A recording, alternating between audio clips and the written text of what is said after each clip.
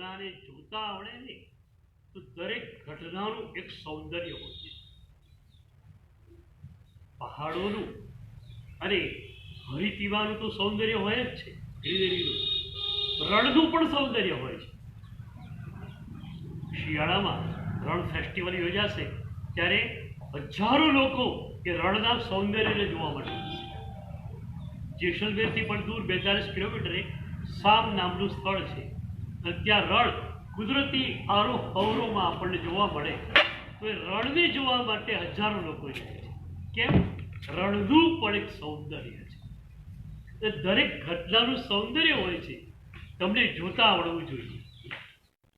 સારી ઘટના ખરાબ ઘટના કોઈ પણ ઘટના સારી ઘટના અથવા ખરાબ ઘટના કોઈ પણ ઘટના એ જ લેવલ સારી ઘટના છે તો વહી જાઓ, વાંધો નથી. ખરાબ ઘટના છે જોઈ લો, પણ ઘટનાના સૌંદર્યને માણો. મારે કહેવું છે એક બહુ મજાની વાત તમને કહું. ગુરુજીઓ આજના યુગના મોટા યોગાચાર્ય રહ્યા. એકવાર એમને એક જણાએ કહ્યું કે મિસ્ટર એક્સ તમારી બહુ નિંદા કરતા હતા. ગુરુજીએ હસ્યા. ગુરુજીએ કહ્યું, મિસ્ટર એક્સ મારી ટીકા કેવી રીતે કરતા હશે મને ખબર નથી, પણ તમારે જો લિજ્જત ભરી રીતે મારી નિંદા સાંભળવી હોય ને તો મિસ્ટર ઝેડ પાસે શું મજાથી મારી કાપે છે કે. અરે ગુરુજીએ કહ્યું, એકવાર હું કોફી હાઉસમાં ગયેલો, અંધારામાં બેઠેલો કોફી સિપ કરતો હતો. ત્યાં મિસ્ટર ઝેડ ને એમના મિત્રો આવ્યા. 1 કલાક સુધી મિસ્ટર ઝેડે મારી જે નિંદા કરી છે, જે લિજ્જતથી નિંદા કરી, ખરેખર મજામાં. તમારી નિંદા સાંભળીને મજામાં. ઘટના છે, જોવાની છે. પ્રવેશો છો શા માટે તમે એમાં? ઘટનામાં તમે ગયા એટલે અનધિકાર ચેષ્ટા તમે છે. આજે સમ્યક જ્ઞાનનો અર્થ આપણે સમજવો છે. અને સમ્યક જ્ઞાન એટલે જ્ઞાતા ભાવ. તમે જાણો ખરા, પણ જાણ્યા પછી કોઈ પણ ઘટનાની અસર તમારા ઉપર ન રહે ત્યારે બિલકુલ નિર્લેપ રહો, એ જ્ઞાતા ભાવ છે. જગતગુરુ વીર સુરી મહારાજ સાહેબ અંતિમ 84 એમનું પૂનામાં, શરીર એમનું લથડ્યું. જ્ઞાની પુરુષ હતા, મહાસાધક આચાર્ય ભગવંત હતા. એમને પોતાના જ્ઞાનથી ખ્યાલ આવી ગયો એમાં શરીર વધારે ટકવાનું નથી. તો શરીર જવાનું છે એ ઘટનાને પણ મજાથી જોવા મળે. જવાનું છે, જવાનું. जिंदगी एक किराए का घर है, एक दिन तो बदलना पड़ेगा. मौत जब तुमसे आवाज देगी तब घर से निकलना पड़ेगा. પણ ઘરથી નીકળવું શા માટે પડે? આપણે ઘરને છોડી દો દઈએ મજાથી. હીરશ્રી દાદાને ખ્યાલ આવી ગયો કે વધુ સમય આ શરીરમાં હવે રહેવાનું નથી. અને એવા મહાપુરુષ માટે તો સવાલ જ નથી. એમની સાધના અસ્તિત્વના સ્તર પર પહોંચેલી હોય. યાદ રાખો, જેની પણ સાધના અસ્તિત્વના સ્તર પર પહોંચી ગઈ એને મૃત્યુનો કોઈ ભય ક્યારે પણ હોય નથી. મૃત્યુ એટલે શું? વસ્ત્ર બદલવાનું.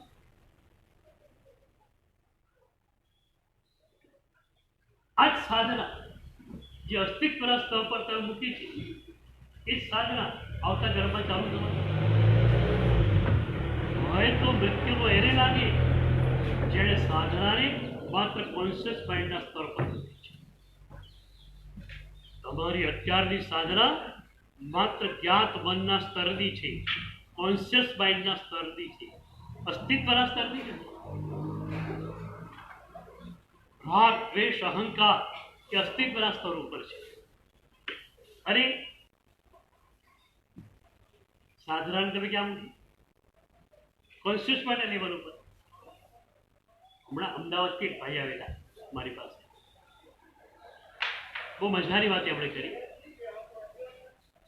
એમના સંઘની અંદર ભક્તિ અને સંવેદનાનો 3 કલાકનો સવારનો કાર્યક્રમ, સવારના 5 થી 8, સંવેદનાકાર મજાના, સંગીતકાર મજાના 3 કલાક ક્યાં ગયા ખબર ન પડી.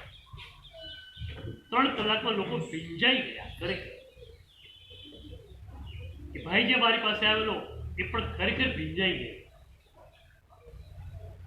8 વાગે પ્રોગ્રામ પૂરો થયો, જાહેરાત થઈ કે બાજુના હોલમાં અવકાશનો લાભ આપવા આપણે પધારે. પેલો ભાઈ બાજુના હોલમાં ગયો, ખુરશી પર બેઠો, ચા આવી ઠંડી, નાસ્તામાં કે ઠેકાણું હતું નહીં. એ એક ક્ષણ માટે ઉદ્દેશ થઈ, એક જ ક્ષણ.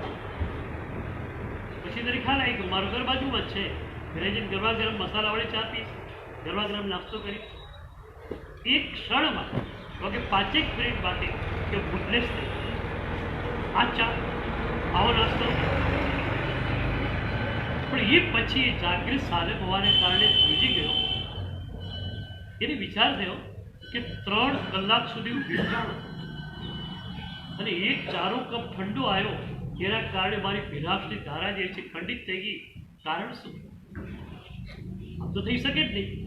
3 કલાકની ભીનાશની ધારા છે. હવે એને કે સામાન્ય નિમિત્તે તોડી શકે ખરું? ચા બરોબર ન આવે તો કોઈ વાંધો નહોતું, મારું ઘર બાજુમાં જ હતું, ગરમા ગરમ ચા ઘરે જઈને પીવાનું જ હતું, તો મારી ધારા તૂટી ગઈ. એટલે પોતાને ખ્યાલ નહીં આવે, એટલે લાગ્યું કે એક ગરબડ છે. 3 કલાકો ભીંજાણો તો એ હકીકત છે, અને ચારો એક ઘૂંટડો પહેતા હું ભૂટલેસ થઈ ગયો એ પણ હકીકત છે.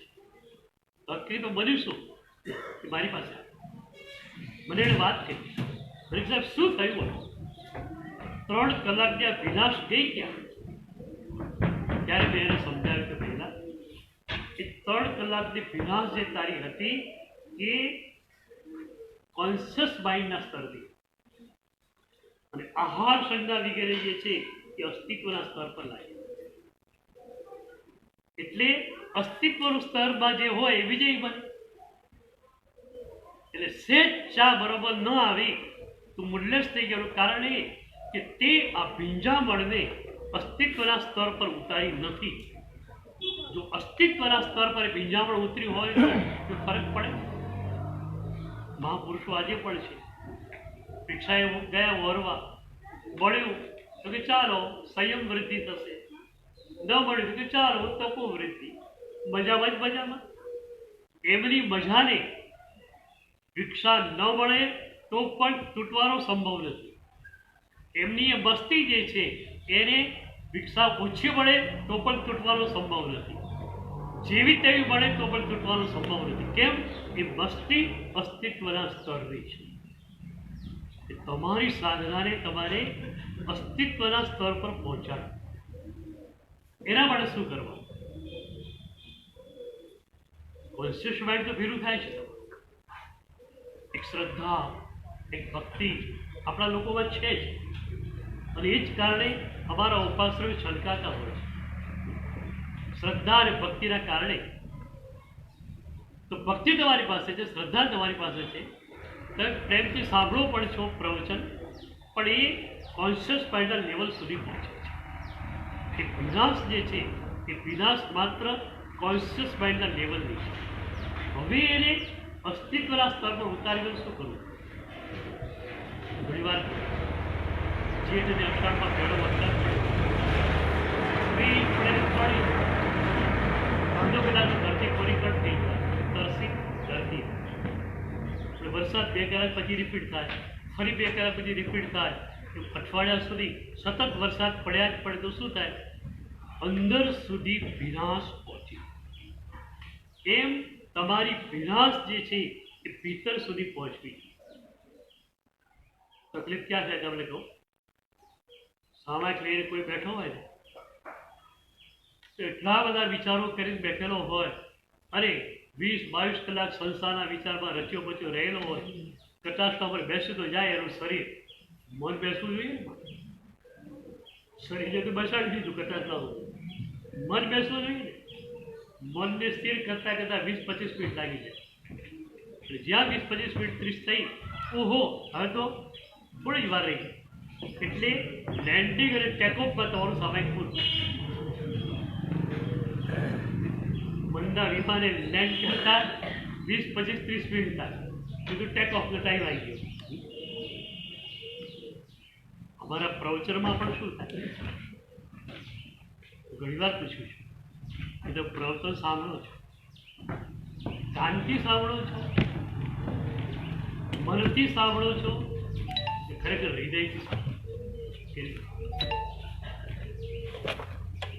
વક્તા એકદમ અસ્ખલિત ગતિએ ધુઆધાર લેક્ચર આપતા હોય, આપણા કાનને મજા આવી જાય, બહુ મજા આવી ગયા. પ્રવચનકાર મહાત્માએ નવા પદાર્થો તમને આપ્યા, તો વાહ, આ તો જાણ્યું નહોતું, આ તો ક્યારે સાંભળ્યું પણ નહોતું, નવું પણ. એટલે મનના સ્તરે ઓછો, મનને નવીનતા રસ, પણ હૃદયના સ્તરનું શ્રવણ તમારી પાસે કરવું, એ જ પરમ પાવન કલ્પ સૂત્ર. 25 વાર સાંભળેલું હોય, 26મી વાર સાંભળતા હોય અને આંખમાંથી આંસુની ધારા વહે, તો હું માનું કે આ શ્રવણ હૃદયના સ્તર. મુંબઈમાં કિરણભાઈ હતા, બહુ સારા પ્રવચનકાર અને જૈન શાસ્ત્રોના એક મરબી સાધક. હોડીજીમાં એમના પ્રવચનો ચાલે રાત્રિના, આખું મુંબઈ ત્યાં ઉમટતું એમને સાંભળવા મળે. એમના ગુરુ હતા પંજાબ પ્રવર ભદ્રેન્દ્ર વિજયપાલ સાહેબ, આજના આપણા યુગના એક સમર્થ યોગી પુરુષ. તો લગભગ દર વર્ષે કિરણભાઈ એમની પાસે જાય રિચાર્જ થવા માટે. ગુરુ પાસે કેમ આવો, ચાર્જિંગ થઈ જાઓ, બેટરી ચાર્જ થઈ જાય. કિરણભાઈએ સાહેબજીને પૂછાયું, સાહેબજી મારે આપની પાસે આવવું છે, 15 દિવસ રોકાવું છે, આપ સમય આપો. સાહેબજી લોણાવામાં હતા રાજસ્થાનમાં. સાહેબે કહ્યું કે પરીક્ષણ પછી તું આવો. પરીક્ષણ સુધી લોકો ઘણા બધા હોય અને થોડી શાંતિ પણ નહીં મળે, પરીક્ષણ પછી મજા આવશે. અને કિરણભાઈ પરીક્ષણ પછી એક દિવસે ગયા, સવારની ગાડીમાં ઉતર્યા, સિદ્ધાર્થ સાહેબ પાસે ગયા, વંદન કર્યું, સાહેબ હું આવી ગયો તો આપણી સેવામાં. સાહેબજીએ કહ્યું બપોર 3 વાગે તો આવું છે. દેરાસરે ગયા, દર્શન કર્યા, ધર્મશાળામાં ઉતારો લીધો, નોકરશ્રી કરી, પૂજા કરી, ચાટ માણસી, અને બપોરે 3 વાગે હાજર થઈ ગયા. ભલે ગુરુદેવ 3 વાગે પ્રકાશ છે, મારે તો પહેલાં હાજર થઈ જવું જોઈએ. અને ગુરુદેવે 3 વાગે બરોબર મંગલાચરણ શરૂ કર્યું અને પછી શરૂઆત કરી. એક યોગી પુરુષ હતા, જંગલમાંથી જતા હતા. ત્યાંના લોકોએ કહ્યું, સાહેબ અહીંયા ન જાઓ, આ જંગલનો રસ્તો તમારે જવું છે ત્યાં માટેનો શોર્ટકટ છે, પણ અત્યારે શોર્ટકટ બંધ થઈ ગયો છે. રસ્તામાં એક ભયંકર સાપ છે, જે પોતાની આંખના ઝેરથી હજારો લાખોને કદમ કરી ચૂક્યો છે. રસ્તો ઉજ્જળ થઈ ગયો છે, આપ એ રસ્તે ના જાઓ. પણ તમને ખ્યાલ આવી ગયો, ચંદ્રકૌશિકવાળી વાત શરૂ થઈ. એટલે કિરણભાઈ સહેજ બોલી ઉઠ્યા, સાહેબજી આપ ચંડકૌશિકવાળી વાત કરો છો? સાહેબજી વાંચના હતા, અરે તમે હૃદયથી સાંભળો તો જ એ બોલવા માંગતા. તમે તરત કહ્યું, કિરણ આજે વાંચના બંધ, સરોવર બંધ, આવતીકાલે પણ નહીં રહે, પરમ દિવસે જોઈશ. મુંબઈથી બધું છોડી સાહેબજીને સાંભળવા માટે આવેલો માણસ, સાહેબજી કહી જશે આજે વાંચના બંધ, કાલે પણ બંધ, પરમ દિવસે જોઈશ. કિરણભાઈ બરબી સાધક હતા, એમને એમની ભૂલ સમજાઈ કે સાહેબજી બોલતા હતા, મારે પીવાનું હતું, મારે એમના એક એક શબ્દને ઝીલવાનો હતો હૃદયના સ્તર પર. અહીં મારી બુદ્ધિને લાવવાની મારી જરૂર ક્યાં પડી? સાહેબજીએ ચંડકૌશિકવાળી વાત છે, મેં મારી બુદ્ધિને બહાર લાવી, બુદ્ધિનું પ્રદર્શન કર્યું, અહીંયા ક્યાં એની જરૂરિયાત નથી. કિરણભાઈની આંખમાં આંસુ આવી ગયા, સાહેબ ખરેખર આપ સાચા બોલો છો. અને 2 દિવસ શ્રવણ ન થયું, 3જા દિવસે આવ્યા, છઠ થઈ ગયું, અશ્રવણનો છઠ થઈ ગયો. 3જા દિવસે ગુરુદેવ પારણું કરાયું, કિરણભાઈ તૃપ્ત થઈ ગયા. ત્રીજા દિવસે એમણે હૃદયના સ્તર પર ગુરુદેવને જીતે. આટલા પ્રવચનો સંભળાય. હૃદયના સ્તર પર કેટલા પ્રવચનો સંભળાય. હૃદયના સ્તર પર પ્રવચન સંભળાય તો કમસે કમ ખળભળાટી તો મચે છે.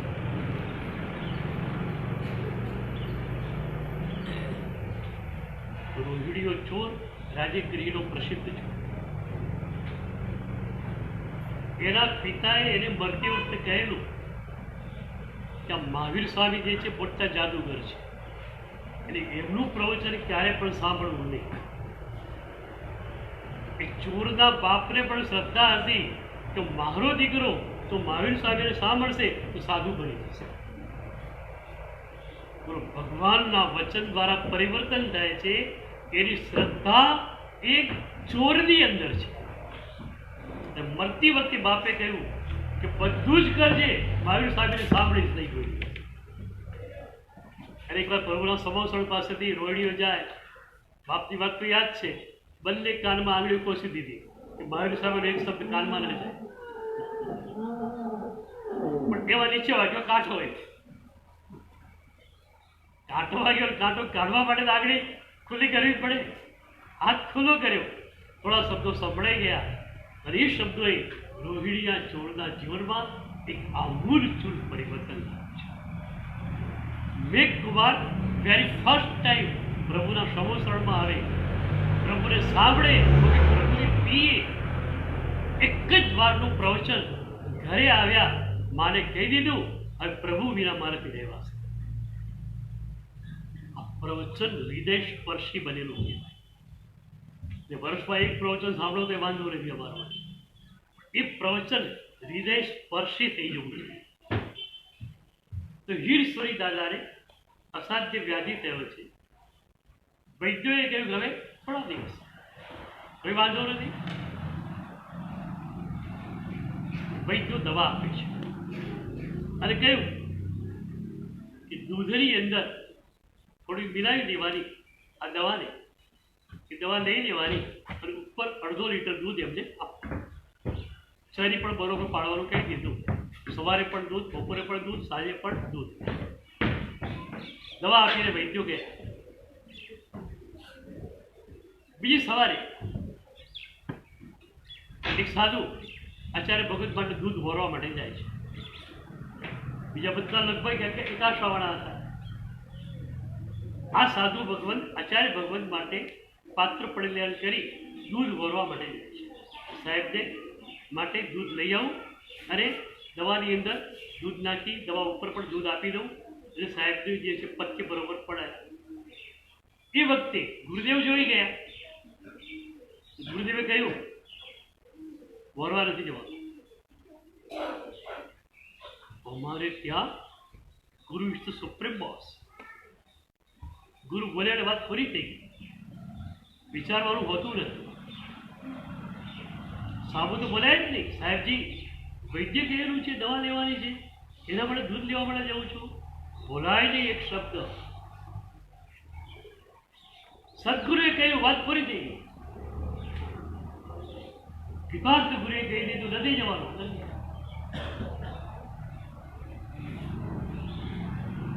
10 મિનિટ પછી એવું કર્યું.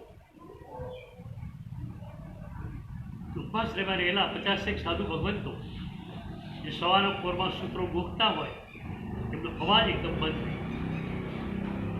અવાજ બંધ થયો. આચાર્ય ભગવંત પથારીમાં સુતેલા છે, સંધારામાં સુતેલા છે. કેટલા સતેજ છે. એક શિષ્યને નજીક બોલાવે છે. જોશથી બોલાતું નથી. નજીક બોલાયો ઈશારાથી. પૂછ્યું કેમ બધા ભણવાનું બંધ કરી દીધું? તો સાધુ કે સાહેબ અસંચાય છે, અસંચાય છે. અમારે અસ્વાધ્યાય વખતે ભણાય નહીં. અસંચાય છે. એ અવસ્થામાં ગુરુનું જ્ઞાન એટલું બધું સતેજ છે. અસંચાય છે આજે અસંચાય છે જ નહીં. સાહેબજી આજુબાજુ બધા જૈનોના ઘરો છે અને બાળકો રડી રહ્યા છે. બાળકોના રડવાનો અવાજ અમને સંભળાય છે. એટલે અસહ્યાય લાગુ પડે. સ્વાધ્યાય એટલે માંગલિક વસ્તુ. જેમ રાજાને ત્યાં દીકરો બન્યો તો પણ આપણને અસહ્યાય લાગે. આખા ગામમાં શોકનું વાતાવરણ હોય તો શોકના વાતાવરણમાં મંગલ પાઠ ન કરી શકે. એમ કોઈના રડવાનો અવાજ સંભળાય તો પણ અમારો મંગલ પાઠ અમે કરી ન શકીએ. તો સાહેબજી આજુબાજુમાં નાના નાના દીકરાઓ રડી રહ્યા છે. કેમ રડી રહ્યા છે? તો એ નાના નાના બચ્ચાઓને એમની માં દૂધ પાતી નથી, ધવડાવતી નથી. કેમ? શું કારણ? બસ સાહેબ, આપ દૂધ નથી દેતાના માટે. શું એ શ્રાવકોની ગુરુ ભક્તિ હશે? મારે સાહેબ વોરવા જવાના હતા નથી હતું, વોરવા આવ્યા નહીં. કેમ વોરવા ના આવ્યા? તો સાધુ કહ્યું, ભાઈ ગુરુ મહારાજે ના પાડી છે. અરે ગુરુ મહારાજ દવા ન લે, દૂધ ન લે, ગુરુ મહારાજ દેહ ટકે કેમ? ગુરુ મહારાજ દવા લેવી જ છે ને. બે દૃષ્ટિબિંદુ તમને મજાના મળશે. સદગુરુનો પોતાના શરીર પરનો દૃષ્ટિકોણ અને બીજો ભક્તોનો ગુરુના શરીર પરનો દૃષ્ટિકોણ. સદગુરુનો શરીર પરનો દૃષ્ટિકોણ એ જ છે, સાધના થાય ત્યાં સુધી સાચવો, સાધના ન થાય તો એની ઉપેક્ષા કરી નાખો. અમારા મહાપુરુષો હતા ને, એ શરીરને નોકર જેવું સમજતા. નોકર કામ કરે ત્યાં સુધી પગાર આપો. કેમ? એ મહાપુરુષો પણ આ શરીર દ્વારા સાધના થાય ત્યાં સુધી એને ભિક્ષા લાવીને પણ આપી દેતા. જ્યારે લાગતું કે આ શરીર સાધના માટે હવે બરોબર નથી રહ્યું, ચાલો અણસણ કરી નાખો, નોકરે પગાર આપવાનો બંધ. હવે ડિવિઝન તો પડી ગયું હતું. હું એટલે શરીર નહીં, હું એટલે નિર્મળ આત્મ તત્વ. તમે કોણ ભાઈ? તમે કોણ? ચીમનલાલ, મગનલાલ, છગનલાલ એ તો શરીરને મળેલું નામ છે. તમે કોણ છો? તમે આનંદ ઘન આત્મા છો, તમને ખબર છે? તે બધા આનંદ ઘન છો. આનંદ ઘન જે 300 વર્ષ પહેલા થઈ ગયા, તમે પણ આનંદ ઘન છો.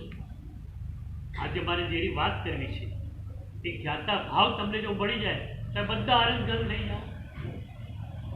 ઘટના આમ ઘટી તો બી ઠીક છે, ઘટવાની જ હતી, સ્વીકારીનો. એટલે પ્રભુની સાધનામાં એક મજાનો શબ્દ આવે છે, સર્વસ્વીકાર. સર્વસ્વીકાર. તમારી દુનિયામાં શું છે અત્યારે? મન ગમતારો સ્વીકાર, અણગમતારો અસ્વીકાર. એક્સેપ્શન રિજેક્શન બે ચાલ્યા કરે. અમારે ત્યાં માત્ર એક્સેપ્શન છે, સર્વસ્વીકાર. ઠંડી આવી તો સ્વીકાર, સરસ મહાલય જેવો ઉપાસ રહ્યો તો એનો બી સ્વીકાર, અને ક્યાંક ઝૂંપડી બની તો એનો બી સ્વીકાર. સર્વ સ્વીકાર. એટલે અમે દુઃખી જ નહીં ક્યારેક. અહીંયા મજાના ઉપાશ્રયમાં હોઈએ, વિહાર કરીએ, પતરાવાળો ખુલ્લો ઉપાશ્રય મળે ઠંડીમાં, આ મજામાં હોઈએ. કેમ? અમારી મસ્તીને, અમારી મજાને કે ઉપાસના જોડે સંબંધ નથી, કે મસ્તીનો સંબંધ અમારી જોડે છે. તમારી મસ્તીની ગોળી જોડે સંબંધ છે. આ બરોબર નહીં. અમારી મસ્તીનો સંબંધ કોણ સાથે છે? અમારી મસ્તીનો સંબંધ અમારી સાથે છે. Evergreen, ever fresh. ઘટના આમ ઘટી વાંધો નહીં, ઘટવાની જ હતી, ઘટી ગઈ. આમ ઘટી તો પણ વાંધો નથી. શરીર સાજું હોય તો વાંધો નથી, માંદું હોય તો વાંધો નથી, અને મરી જવાની ક્ષણ આવે તો પણ વાંધો નથી.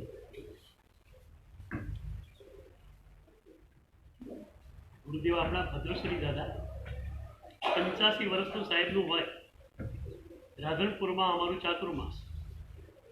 ગુરુદેવને લીવરનું કેન્સર થયું. ડિટેક્ટ થયું ત્યારે 3rd સ્ટેજમાં સીધું આવી ગયું. પહેલાં કોઈ ખ્યાલ આવેલો જ નહીં. ત્યારે બધા નિષ્ણાત ડૉક્ટરે કહ્યું હવે આના માટે અમારી પાસે કોઈ દવા છે. 40-50 વર્ષ પહેલાં આટલી રેમેડી જેવી દવાઓ શોધાયેલી પણ નહીં. તો ડૉક્ટરે કહ્યું કે અમારી પાસે આના માટે કોઈ દવા નથી, બધું વેઇટ એન્ડ વોચ. છેલ્લે ડાયાબિટીસ માટે વિચાર કર્યો કે પાલનપુરનો સૈયદ ડૉક્ટર બહુ સારા છે. લોકો મુંબઈથી એની પાસે ડાયગ્નોસિસ માટે આવે, નિદાન માટે. તો ચાલો એનું એમ્પ્રાયલી પાલનપુરથી ડૉક્ટર સૈયદને બોલાવવા માંગ્યું. સૈયદે સાહેબને જોયા, રિપોર્ટ્સ જોયા. સૈયદને પણ લાગ્યું કે થોડા દિવસોનો મામલો છે. ભક્તોએ તો અગ્નિ સંસ્કાર માટેનો પ્લોટ પણ નક્કી કરી નાખેલો. ચંદનના કોથળા પણ આવી ગયેલા. ખાલી અભિપ્રાય માટે ડૉક્ટરને બોલાવેલો. સૈયદ ડૉક્ટરને પણ લાગે છે કે મામલો થોડા દિવસોનો છે, વધારે નથી. એટલે ડૉક્ટરે કહ્યું કે મારા સ્ત્રીના પટ્ટ શિષ્ય કોણ છે, આપણે જરા બહાર જઈએ એની વાત કરી. ડૉક્ટરે ખ્યાલ પેશન્ટની પાસે એ વાત કરાય નહીં. પણ એ વખતે 85 વર્ષની વયના દાદા ગુરુદેવ અવાજ એમનું પ્રચંડ. એમણે કહ્યું ડૉક્ટર બહાર જવાની કંઈ જરૂર નથી, અહીંયા કેવું હોય કંઈ તમારે કેવું હશે, થોડા દિવસોનો મહેમાન છું એમને, મારી બધી તૈયારી પૂરતી છે. બોલો શું બોલું તમારે? ડૉક્ટર તો જઈ ગયા. મારા સાહેબ તમે જ્ઞાની પુરુષ છો, તમને ખ્યાલ આવી ગયો છે. બસ આપના જ્ઞાનમાં આપણે જોયું છે એમ થોડા દિવસોનો જ મામલો છે. અને સૈયદ ડૉક્ટર નીચે ઉતર્યા. મુસ્લિમ ડૉક્ટર હતા. રાધનપુરના નવાબ જે હતા એના મિત્ર હતા. નીચે ઉતર્યા. આપણા શ્રાવકો જોડે હતા. ડૉક્ટર કે મારે નવાબ સાહેબને મળવા પડે છે. ચાલો ત્યાં જઈએ. 2-3 ગાડીઓમાં બધા શ્રાવકો ડૉક્ટર નવાબ સાહેબને ત્યાં ગયા. ત્યાં બેઠા. એ વખતે સૈયદ ડૉક્ટર નવાબ સાહેબને કહે છે, નવાબ આખી જિંદગી પેશન્ટોમાં જ કાઢી છે, હજારો પેશન્ટ જોઈ લીધા, આવો પેશન્ટ એકે જોયો નથી. અચાનક એને ખ્યાલ આવી જાય ને કે કેન્સર થઈ ગયું તો મરવા માણસ પડી જાય. આમને તો કહું છું થોડા દિવસનો મામલો છે, તો કહું કે વાંધો નથી, તૈયાર છે. તો આપણે 2 દૃષ્ટિકોણ જોવા છે. સદગુરુનો પોતાના શરીર પરનો દૃષ્ટિકોણ આ જ છે. શરીર કામ આપી તો કામ લઈ લો. આ શરીર જૂનું થઈ ગયું, નવા શરીરમાં આપણે જઈશું, સાધના શરૂ કરશું. ગીતાએ તો બહુ સરસ કહ્યું, ભગવદ્ ગીતાએ, વાસાંસી જીર્ણાની યથા વિહાર. વાસાંસી જીર્ણાની યથા વિહાર. જૂના કપડાં છોડ્યા, નવા કપડાં પહેરે. એવું જ મૃત્યુ છે. સાધક મૃત્યુથી ગભરાય નહીં. તમે તો રોજ ભગવાન પાસે માંગો હો, શું માંગો? હું ઘણી વાર કહું છું, કોઈ પણ ધર્મનો અનુયાયી પોતાની પ્રાર્થનામાં જે વસ્તુ ન માગે એ આપણે જૈનો માગીએ છીએ. ખબર છે બોલો? કોઈ પણ ધર્મનો અનુયાયી હોય, ક્રિશ્ચિયન હોય, તો ક્રાઇસ્ટ પાસે શું માગશે? ગોડ ગિવ અસ લોંગ લાઈફ. પ્રભુ અમને લાંબી જિંદગી આપો, નિરોગી કાયા આપો. આપણે એક જૈનો જ રોજ પ્રભુની પાસે જય વીરાય સૂત્રમાં મૃત્યુ માગીએ છીએ. સમાહિ મરણમ છે. જીવન મળ્યું છે, જન્મ મળ્યો છે, તો મૃત્યુ અવશ્યમ ભાવિની ઘટના છે. એટલે મૃત્યુને ટાળવાની વાત તો છે જ નહીં. પણ જે ક્ષણે મરવાનું હોય એ ક્ષણે જીવનની નૌકા છોડવાની હોય એ પડે, મજાથી મસ્તીથી ઊંચા. તો ગુરુનો શરીર પ્રત્યેનો દૃષ્ટિકોણ, પણ ભક્તોનો, શિષ્યોનો, ગુરુના દેહ પ્રત્યેનો દૃષ્ટિકોણ અલગ છે. ભક્તોનો, શિષ્યોનો દૃષ્ટિકોણ એ છે કે ભલે સદગુરુ બોલી શકતા નથી,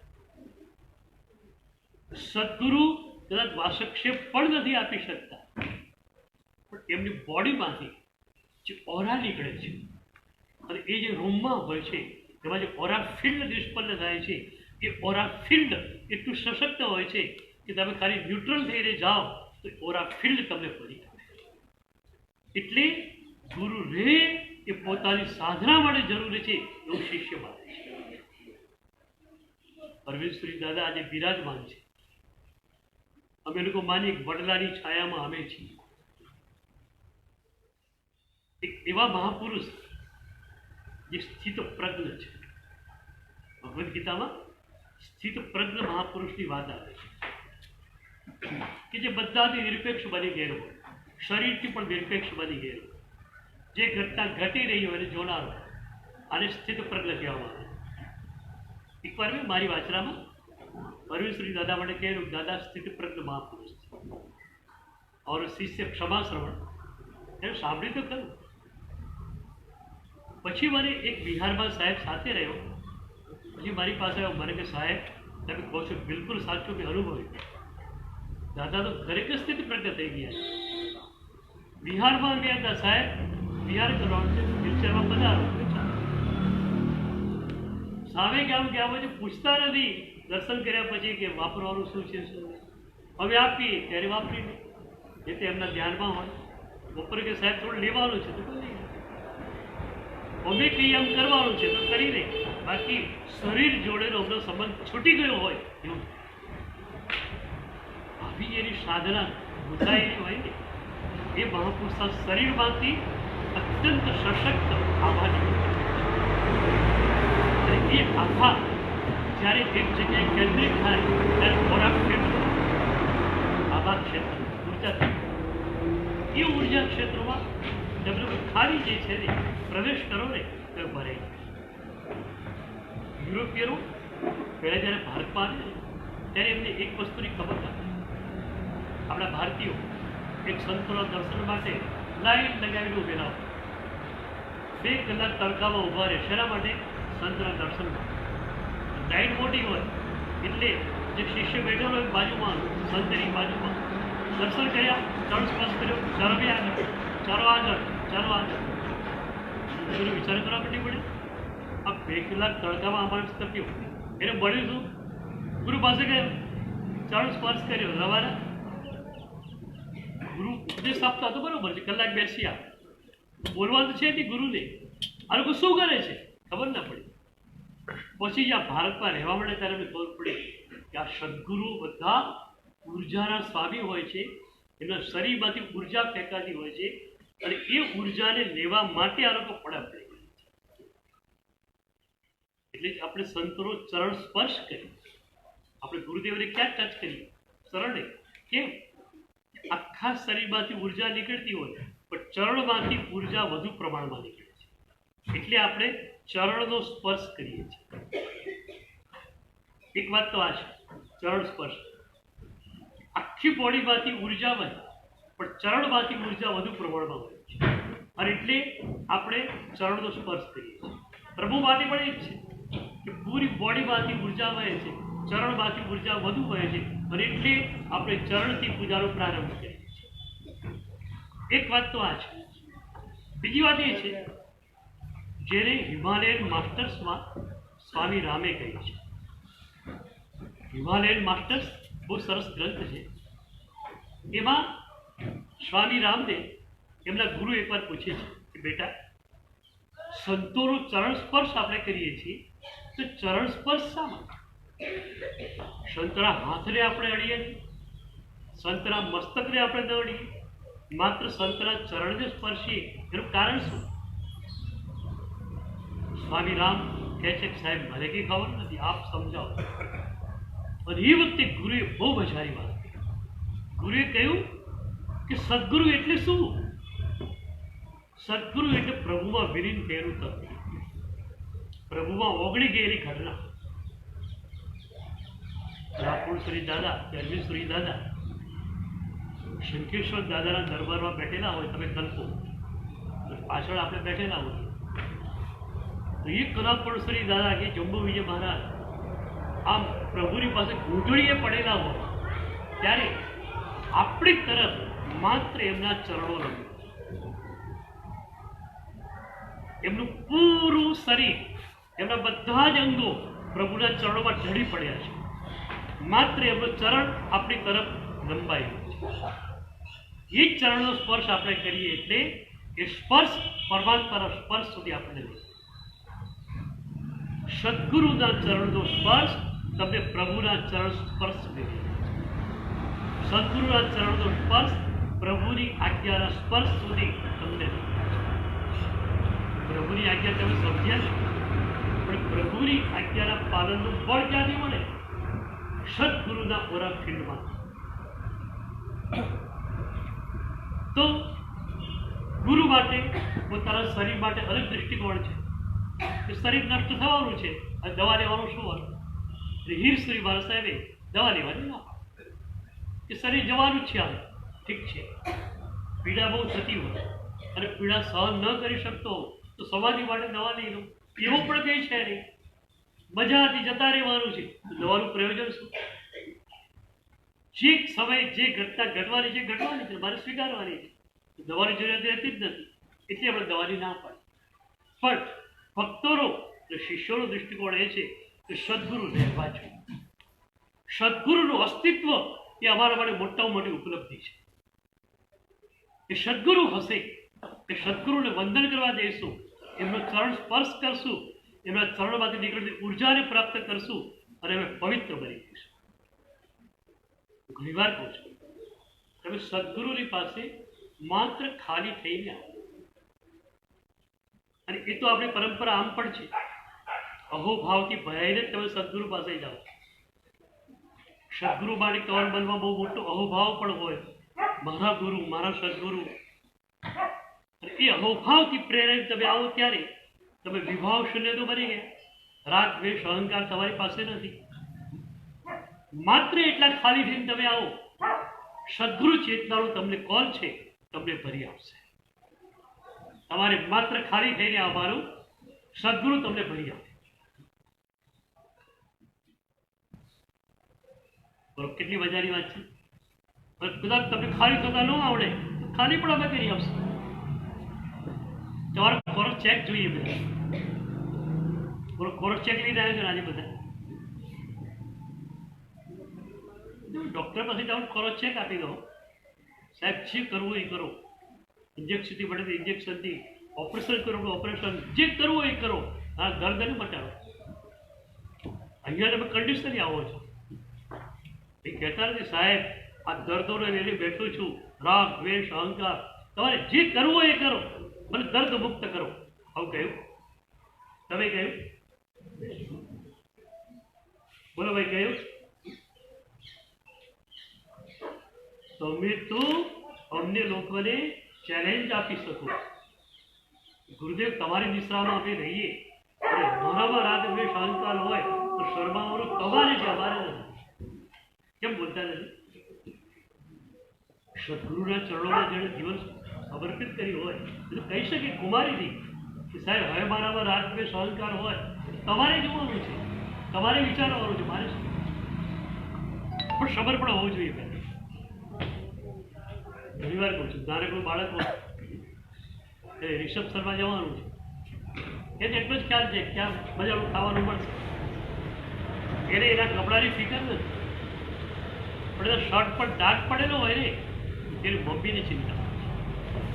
એટલે મમ્મી એનું શર્ટ બદલાઈ આપે છે. એમ તમારામાં દોષ હોય એની ચિંતા નહીં કરતા ક્યારેય પણ.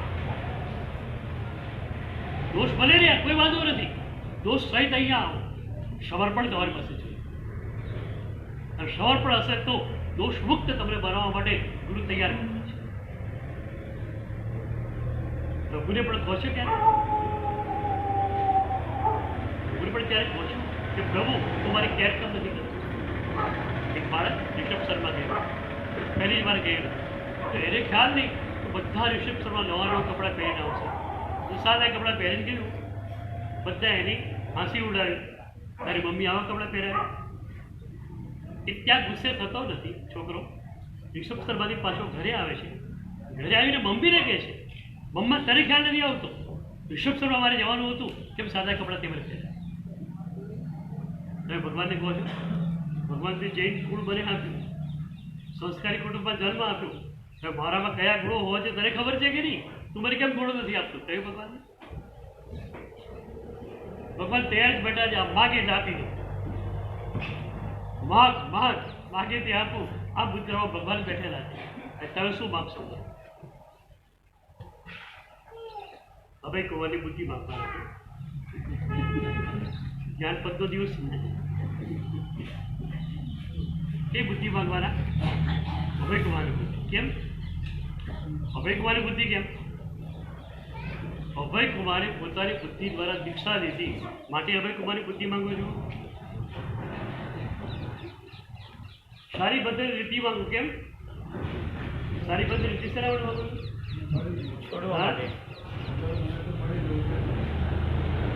સારી બધી રીતિ શેના માટે માંગુ છું? નવડ પેટી ઉતરતી જોઈએ. એક ભાઈ મને એક બિહારના ક્ષેત્રમાં મળેલો, મને કે મારા સાહેબ તમે લોકો કહો છો કે સારી કુદરના હાથમાં એકવાર મારા સાહેબને વરાયું 99 પેટી ઉતરવા પડશે. હું તો વિહારના ક્ષેત્રમાં રહું છું, 8 મહિના વિહાર ચાલુ હોય, ભાવથી મારા સાહેબને વરાવું, એકે પેટીનું ઠેકાણું નહીં. ત્યારે બે એને સરસ સવાલ કર્યો કે બેટા બોલ, તારે સારી પત્ર ભરવું તારે બનાવી દો. તમારે સારી પત્ર ભરવું જ બધા બનાવી દો, ભરવું સારી પત્ર.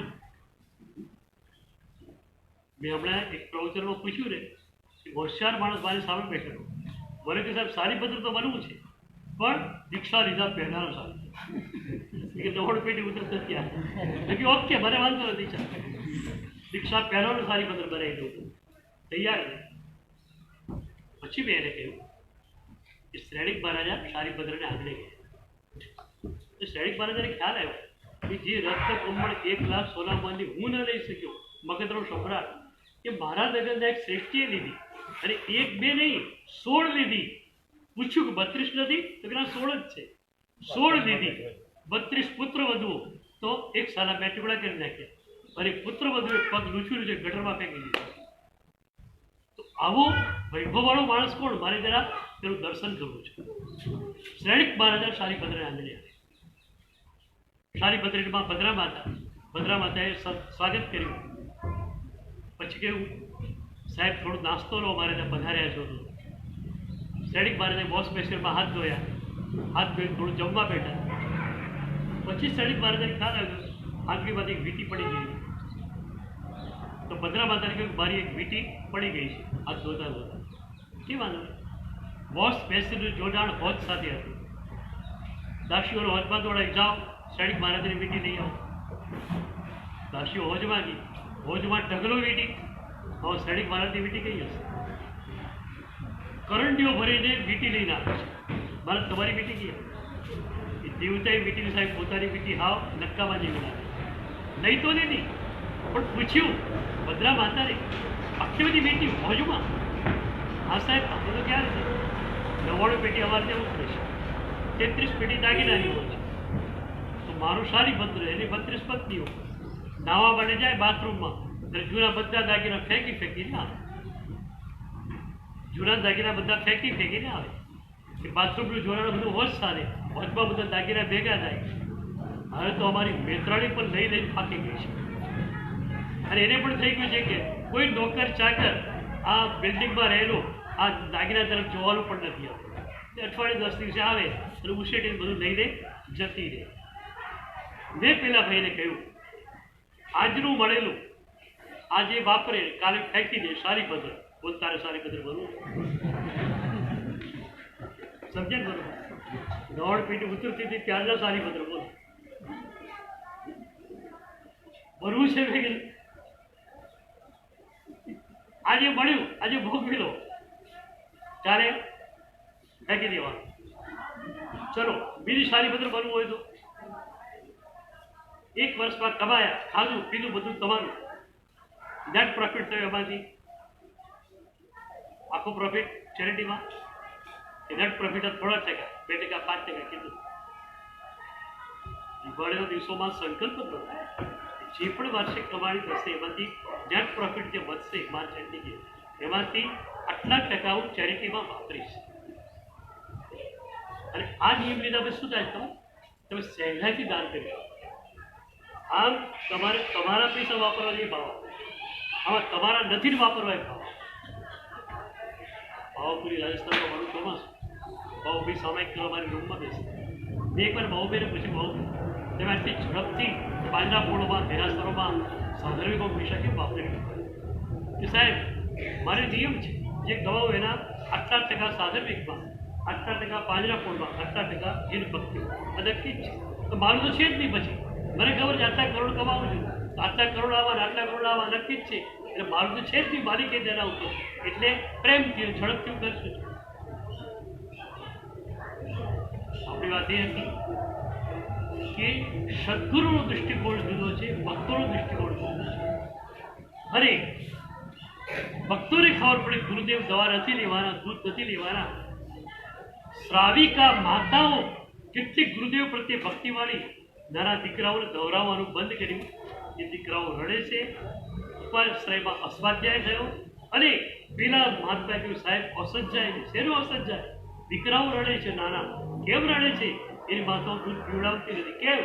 આપ દૂધ નથી લેતા માટે. અચ્છા એવું છે? લાવો લાવો. આ મહાપુરુષો બધા નિરાગ્રહશીલ હોય. મતિ સાધન શ્રુત સાધ્ય છે, કંચન કરસ સંયોગ. એક જ સૂત્ર એના માટે આજે આપણે જોયું. અતીત ચિંતા મહામોહ વિરસિતો કેવો.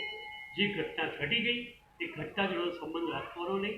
એ ઘટના પૂરી થઈ ગઈ, પૂર્ણ વિરામ, ફૂલ સ્ટોપ મૂકી દેવાનું, આગળ આપણે ચાલવાનું.